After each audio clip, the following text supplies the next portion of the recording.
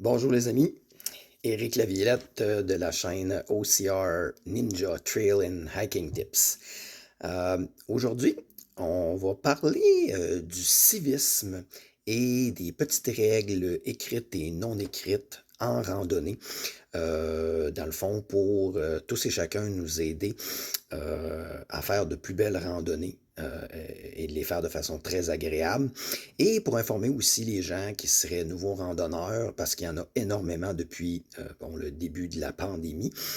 Donc, certains de ces gens-là sont pas nécessairement au courant de toutes les petites règles et peut-être codes de conduite qu'on devrait suivre en randonnée pour rendre ça agréable pour tout le monde. Donc, je me disais que ça serait une bonne idée de parler un petit peu de ça. Donc, parce qu'en randonnée, bon, des fois, on voit certaines choses et tout. Des fois, c'est une question de manque d'éducation au niveau de ces règles-là. Et d'autres fois, c'est carrément, malheureusement, des randonneurs là, qui respectent tout simplement juste pas les règles. Donc, commençons par la courtoisie. En randonnée, c'est vraiment plaisant et intéressant lorsqu'on croise des gens de se faire dire le bonjour, se faire demander comment ça va, se faire encourager dans notre randonnée. Donc, ça nous met plus de bonne humeur. Puis si on aime se le faire dire, bien évidemment, faire preuve un peu de réciprocité et la même chose. Donc, de saluer les gens, leur dire bonjour. Et je rajouterais même que si on voit bon, que les gens ont peut-être une problématique quelconque et tout ça, ben, de s'en renseigner un peu, puis de développer une collaboration et une entraide entre randonneurs. Ensuite, les groupes. Donc, il y a beaucoup de gens qui randonnent en groupe. Normalement, je pense pas que ça soit écrit nulle part, mais bon, étant guide avec les sentiers de l'Estrie, tout ça, je dirais que normalement, là, un groupe, les groupes dans les sentiers ne devraient pas dépasser, là, je dirais, entre 8 et 10 personnes. Le pourquoi de ça, c'est qu'à un moment donné, lorsqu'on croise des gens, bon, les sentiers sont pas très larges et tout ça, puis raison de plus en hiver, parce qu'à la minute qu'on sort à côté des sentiers, on s'enfonce. Donc, on veut pas se retrouver dans une situation où on va croiser une personne qui est seule et déjà que d'essayer de passer à côté d'un groupe de 8 à 10 personnes est déjà un peu compliqué. On veut pas que les groupes deviennent très grands et que là, ça devienne encore plus complexe, surtout en situation de pandémie.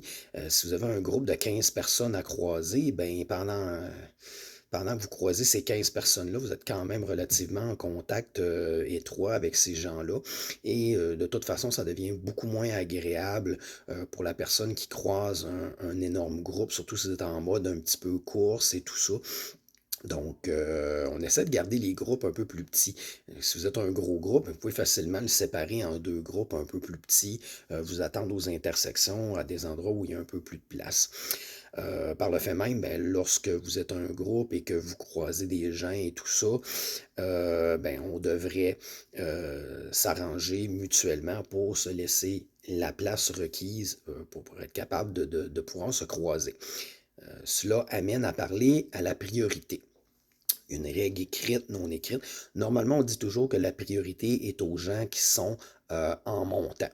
Donc, si la priorité est aux gens qui sont en montant, si vous descendez, donc c'est à vous de vous tasser sur le côté et de vous arranger pour laisser la place à la personne ou les personnes qui sont en montant de pouvoir passer. Donc, c'est pas à eux à se tasser, c'est à vous qui êtes en descendant, normalement, à céder le passage et à laisser ces gens-là passer. Ensuite de ça, bon, c'est une problématique qui est, je dirais qu'à ce temps-ci de l'année, donc en période hivernale, qu'on voit plus. Bah, du moins, on s'en rend compte beaucoup plus à cause de la neige. Les besoins. Faire nos besoins. Euh, Moi, personnellement, puis je suis à peu près certain que les autres randonneurs sont un peu d'accord avec moi, lorsqu'on se promène sur le côté d'un sentier et qu'on voit du pipi partout, très visible le long des sentiers, puis malheureusement, même des fois, peut-être des cacas, des papiers de toilette et tout ça, Je suis désolé, il n'y a aucun randonneur qui trouve agréable de voir vos besoins. Si vous êtes capable de faire une randonnée de quelques kilomètres, je suis désolé les amis, vous êtes capable de faire quelques centaines de pieds dans le bois pour aller faire vos besoins à un endroit où les gens le verront pas.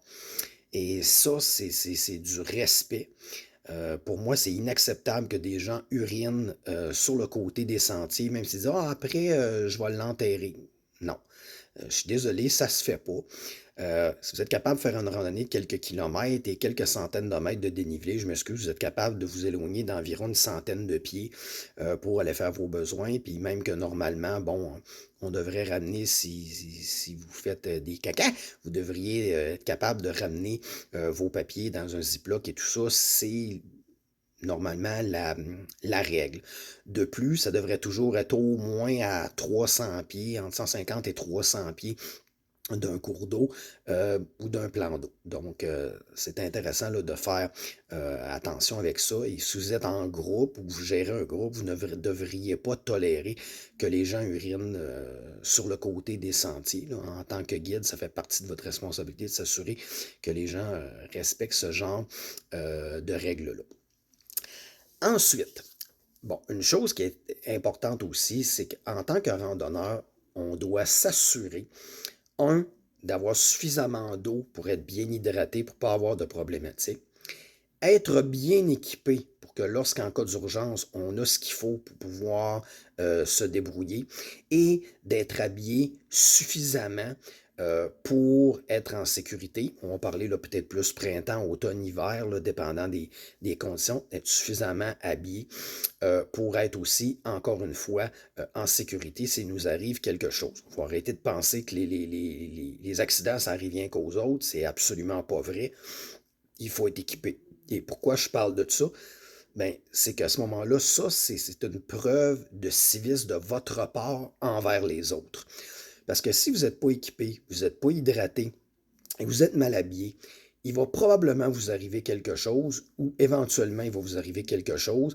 Et là, ben, qu'est-ce qui arrive? C'est que la responsabilité de tout ça va tomber sur les autres randonneurs qui, eux, vont être obligés de partager leur eau avec vous, qui vont être obligés de vous prêter des vêtements, qui vont être obligés de sortir leurs équipements de sécurité pour vous aider parce que vous n'avez pas les choses requises.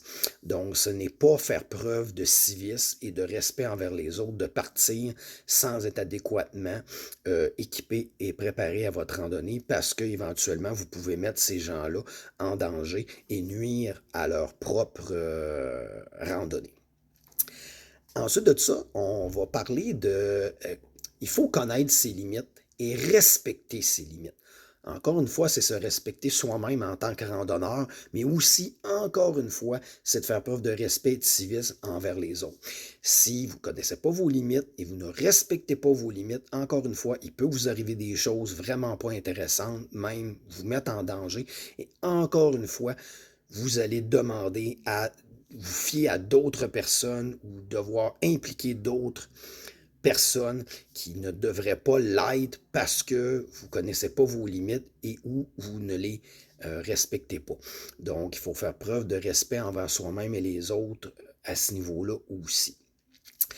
Une autre chose, il y a peut-être beaucoup de gens qui ne sont pas au courant de ça, mais les réseaux de sentiers au Québec vivent principalement sur des droits de passage. Qu'est-ce qu'un droit de passage? Bien, ça veut dire qu'au Québec, oui, il y a des terres publiques. Mais des terres publiques, il n'y en a pas des tonnes. La plupart des terres sont des terres, beaucoup de terres sont privées, là où les sentiers passent. Donc, ce qui veut dire que les responsables de ces sentiers-là ont des ententes avec les gens qui ont des propriétés privées et ces propriétaires privés-là autorisent le sentier à passer sur leur terre. Et ce droit-là peut être retiré en tout temps. Pourquoi on retirerait ces droits-là? Ben, je dirais dans 99% des cas, les droits sont retirés par non-respect des règlements des sentiers. Donc, les propriétaires, à ce moment-là, eux, se tannent du non-respect des règlements parce que, bon, il y avait des animaux qui couraient partout, les cacas d'animaux, les gens qui sortent en dehors des sentiers, qui campent sur leur terre, tout ça. Donc, plein de choses qui sont interdites, que les gens vont se permettre de faire. Ils ne réalisent pas qu'ils sont pas chez eux. Et ce qui arrive à ce moment-là, c'est qu'on peut perdre nos droits de passage. Et bien là, ben, quand on perd un droit de passage, le sentier est coupé. Donc, on ne peut pas faire le sentier de façon linéaire, continue. Et ça devient, c'est une problématique qui devient de plus en plus importante sur les réseaux de sentiers au Québec. Donc, c'est extrêmement important qu'on respecte les règlements des sentiers sur lesquels on est et de respecter du fait que nous ne sommes pas chez nous, nous sommes des invités et nous devons faire preuve de respect et de civisme sur ces sentiers-là pour que tous les autres utilisateurs de sentiers puissent continuer à en profiter de façon intéressante et à long terme. Ça amène aussi à ce moment-là à parler du camping et des feux. Peu importe où vous êtes, à moins que vous soyez sur une terre publique. Bon, parce que sur une terre publique, vous avez le droit de camper n'importe où sur une terre publique. Ça fait partie des lois. Mais par contre, comme je dis, la plupart des endroits, vous êtes sur des terres privées, vous êtes sur des terres semi-publiques, bon, des endroits qui ne vous appartiennent pas. C'est assez rare que vous avez le droit de camper n'importe où. Donc, vous devez vous renseigner des endroits où vous avez le droit de camper, si vous avez le droit de le faire, dans quelles conditions. Souvent, c'est des endroits très spécifiques. Vous devez peut-être faire des réservations. Donc, ça, c'est votre responsabilité de vous renseigner là-dessus. Et aussi, au niveau de tout ce qui concerne les feux. Énormément d'endroits où les feux sont interdits en tout temps. Clairement, sur toutes les propriétés privées, j'en ai rarement vu sur lesquelles on permet de camper et ou de faire des feux. Donc ça, c'est à vous, avant de partir, avant de faire votre petite expédition et tout ça, de vous renseigner par rapport à ça. Ensuite, ben, il y a quelque chose qui est de plus en plus populaire, puis évidemment, bon, de plus en plus populaire, ça aurait dû toujours l'être, parce que pour moi, c'est du gros bon sens lorsqu'on est un amateur de plein air, c'est le centrasme. On a donné un nom à ça en l'appelant le centrasme. Mais qu'est-ce que ça veut dire? Ça veut dire que lorsque vous partez avec quelque chose sur vous, avec vous, tout ce avec lequel vous partez doit revenir avec vous. Donc, et aussi de laisser les endroits où vous allez exactement comme ils étaient. Vous allez en camping, quand vous repartez, on ne doit pas voir aucune trace qu'un être humain a été là. Vous ramassez vos vidanges, vous ramassez vos papiers de toilette, peu importe, vos restes de nourriture. Vous ne laissez absolument rien paraître comme quoi vous êtes passé. Évidemment, j'espère que je n'ai pas besoin de vous expliquer pourquoi ça c'est important et comment c'est une preuve de civisme de le faire. Parce que si tout le monde arrive et laisse toute leur vidange, leur cochonnerie partout sur les endroits où on a le droit de camper, puis vous arrivez en tant que randonneur là, et la première affaire par laquelle vous faites accueillir sur votre plateforme de camping, c'est toutes les vidanges, puis les cochonneries, les vieilles tentes, les vieux sleeping bags brisés que des gens ont laissés sur les lieux, comme ce que j'ai pu voir au sommet du Mont Morios, ce qui m'a complètement découragé. C'est des choses qui sont totalement inacceptables. On a la chance d'avoir une belle nature ici au Québec, au Canada, tout ça, d'avoir des beaux endroits où on peut aller, ben il faut les préserver. Puis si on veut être capable de continuer à pouvoir camper, à faire des choses comme ça, à des endroits inusités et intéressants, ben il faut respecter. Parce que malheureusement, ça prend seulement quelques individus qui se foutent éperdument des règlements pour venir malheureusement gâcher le plaisir de tout le reste des randonneurs. Finalement, je vais terminer avec ce point-là avec lequel je m'en viens et je l'ai vraiment gardé pour la fin parce que malheureusement, je dirais que c'est un point qui est toujours extrêmement délicat. Et honnêtement, je comprends vraiment pas pourquoi ce sujet-là est aussi délicat et aussi touché sur les sites de randonneurs et tout ça. À chaque fois que quelqu'un a le malheur de parler de ça, il se fait ramasser. sur les médias sociaux. Et malheureusement, ça aussi, le civisme là, et le respect entre randonneurs, c'est pas uniquement dans les sentiers, c'est aussi en dehors et c'est sur les groupes aussi euh, de randonnée. Donc, il faut se respecter entre nous et à un moment donné réaliser que lorsqu'on est en tort, on est en tort. Si on ne respecte pas les règlements, on ne respecte pas les règlements. Et il n'y a pas de justification en arrière du fait de ne pas respecter le règlement. Si on choisit de ne pas respecter un règlement, on choisit de se le faire dire, on choisit d'être en tort. Et malheureusement, il n'y a pas d'excuse à ça et on n'a pas à commencer à se défendre de ça. Tu fais un choix de ne pas respecter un règlement, bien malheureusement, tu fais le choix de peut-être subir les foudres des gens qui, eux, veulent continuer à profiter des sentiers et en ne respectant pas un règlement, vous nuisez probablement à ça. Donc, j'en viens au point. Les animaux, les chiens dans les sentiers. Bon, je vais essayer de rester le plus politically correct possible et rester dans les faits. Comme je vous ai mentionné, la plupart des terres, c'est des droits de passage et c'est des terres privées. Vous n'avez pas le droit d'animaux à peu près nulle part sur les terres privées. Et les rares endroits où c'est permis, les chiens doivent être attachés, les animaux attachés en tout temps. Il y a des raisons derrière ça. Et il y a même des lois derrière ça. Au Québec, ça chasse pratiquement partout. Et où il y a de la chasse, les animaux sont interdits. C'est pas le propriétaire de la terre qui, juste lui, décide qu'il ne veut pas vous avoir là avec vos animaux. Ce sont des lois fédérales. Et ça, c'est à l'année. S'il y a de la chasse, vous n'avez pas le droit d'avoir d'animaux là. Et peu importe, même si ces lois-là n'existeraient pas, ces gens-là sont chez eux. S'ils décident qu'ils ne veulent pas avoir d'animaux, ben ils sont chez eux, ils peuvent faire ce qu'ils veulent. Donc, c'est du respect mutuel. Vous, chez vous, si quelqu'un arriverait et déciderait en plein été de s'installer avec sa tente sur votre cour, en avant de votre maison, sans vous demander la permission, je suis pas mal certain que la personne décollerait de là assez rapidement. Ben, c'est la même chose. Eux, ils sont chez eux, ils vous permettent de façon très polie et très gracieusement de circuler sur leur terrain à travers un sentier. Mais s'ils vous mentionnent qu'ils ne veulent pas avoir d'animaux là, ben, vous devez respecter ça. Donc, moi, je ne connais pas beaucoup de sentiers où c'est permis. Il y a quelques CEPAC, quelques endroits où c'est permis, mais lorsque ça l'est, c'est en laisse. Donc, on vous demande, vous avez fait un choix d'avoir un animal, je le comprends, j'adore les chiens, j'aime ça. Mais il faut respecter les règlements. Arrêtez de défier, de vous promener dans les sentiers avec vos animaux lorsque vous savez très bien, il y a des affiches partout, vous savez très bien que vous n'avez pas le droit, vous y allez quand, il y en a certains, évidemment, qui vont y aller quand même. En plus, les animaux ne sont pas attachés. Dites-vous qu'il y a des gens qui n'aiment pas les animaux. Vos chiens, même s'ils sont super gentils, ils veulent rien savoir. Ils veulent pas qu'un chien arrive sur eux, ils veulent pas en croiser. Gardez, c'est pas permis, c'est pas permis.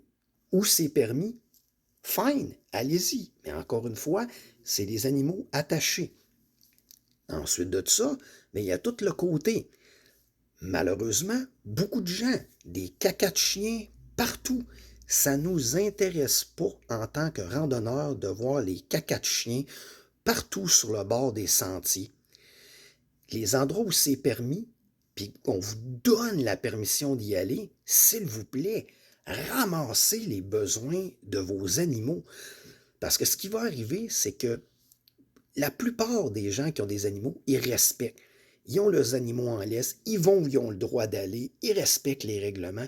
Mais encore une fois, c'est comme avec n'importe quelle autre chose, c'est une minorité qui, eux, vont aux endroits où ils n'ont pas le droit, les animaux pas attachés, laissent les cacas partout. Malheureusement, ils vont causer des pertes de droits de passage et des interdictions permanentes par la suite d'avoir des animaux dans ces rares endroits-là et ça gâche le plaisir de tous les autres. Parce que évidemment, comme on dit, c'est toujours une minorité. C'est pas vrai que c'est tous les propriétaires d'animaux qui ne respectent pas les règlements, qui vont où ils n'ont pas le droit. C'est pas vrai. Malheureusement, comme dans toute chose, c'est toujours une minorité. Mais cette minorité-là, malheureusement, gâche le plaisir des autres. Donc, je sais que c'est un sujet touché. Je suis à peu près certain que je vais encore avoir des commentaires, que je vais probablement encore, malheureusement, me faire rentrer dedans.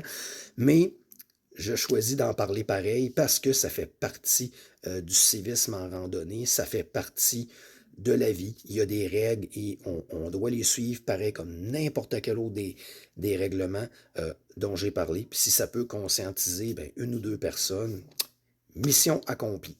Donc, je vais terminer là-dessus. J'espère que tout ça vous a aidé à mieux comprendre un peu les règles de civisme et un peu les règlements qui peuvent exister dans le domaine de la randonnée en sentier ou hors piste, peu importe. Donc, si vous avez des questions, des commentaires, ne vous gênez pas et n'hésitez pas à continuer à regarder nos vidéos. Je vous remercie et passez une bonne journée et encore une fois une bonne saison de randonnée.